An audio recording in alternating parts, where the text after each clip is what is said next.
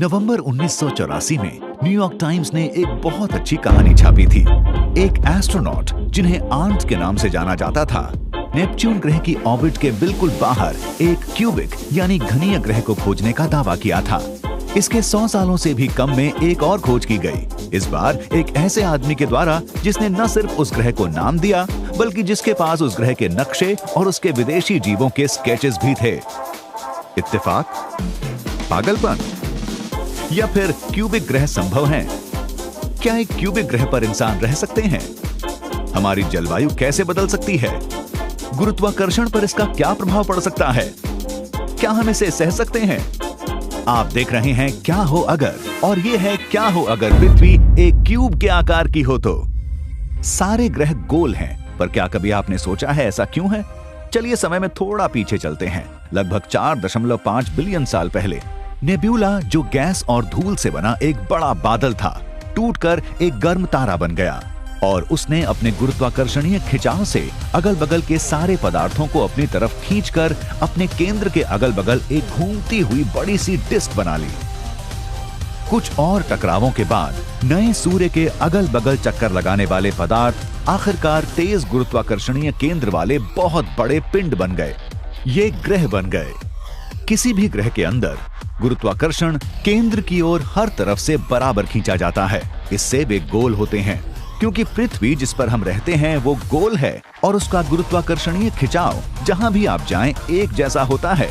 इसका मतलब है कि जब तक आप एक समतल सतह पर हैं, आप सीधे खड़े रहेंगे। पर क्या होगा अगर गुरुत्वाकर्षण के बंटवारे को बदल दिया जाए?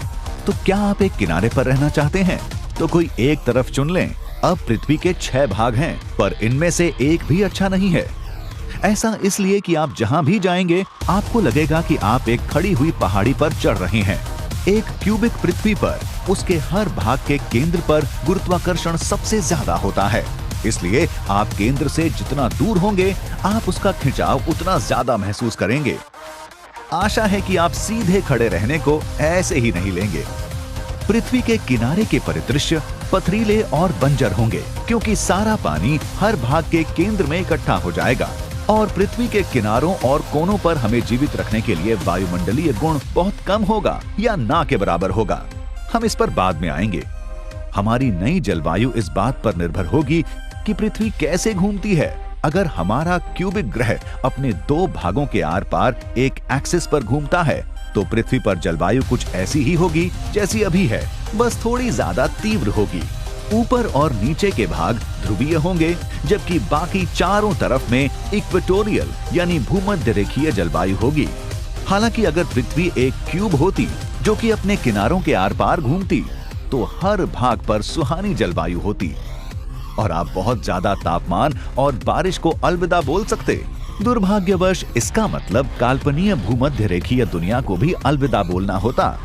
एक अच्छी तरफ आप शायद बाहरी अंतरिक्ष में भी जा सकते हैं, क्योंकि हमारा वायुमंडल गुरुत्वाकर्षण के कारण नीचे की तरफ है और क्योंकि अब पृथ्वी के हर भाग के केंद्र से गुरुत्वाकर्षण खींच रहा है। इसका मतलब है कि जहां गुरुत्वाकर्षण ज्यादा होगा वहां वायुमंडल घना होगा और किनारों की तरफ बहुत कम। इससे भी ज्यादा अगर हमारी क्यूबिक पृथ्वी का नाप हमारे आज के गोलाकार विश्व जैसा होता तो उसके पैने और खड़े हुए किनारे असल में हमारे वायुमंडल से बाहर निकल जाते। ये इलाके सुरक्षित नहीं होते और इसीलिए रहने लायक नहीं होते। पर कौन बोल सकता है एक स्पेस सूट में आप एक ही समय पर विश्व के अंदर और बाहर खड़े नहीं हो सकते? क्या आप ऐसा करते? एक क्यूबिक ग्रह पर आप और क्या क्या करते? क्या आप इसके अनुसार ढल पाते? 6 तरफ वाली इस पृथ्वी पर हम अपने को क्या बोलते? क्यूबिस्ट्स? क्यूबन्स? हम कभी पता नहीं कर सकते, पर यह शायद अच्छे के लिए है। पर जब तक आप में उत्सुकता है हम चीजों को आजमाते रहेंगे। क्या हो अगर के दूसरे एपिसोड्स जल्द ही आ रहे हैं। हमारे साथ बने रहें।